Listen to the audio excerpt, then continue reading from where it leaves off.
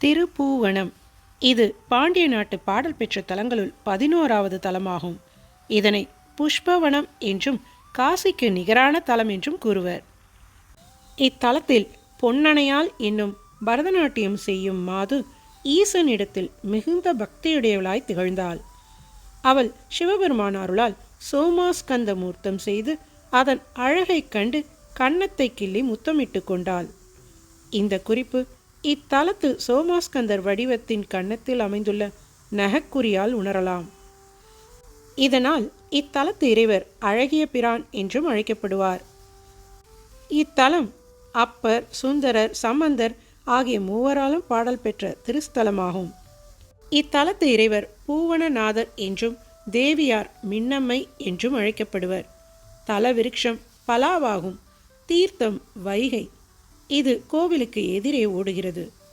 இத்தலம் மதுரைக்கு கிழக்கே 11 கல் தொலைவில் உள்ளது.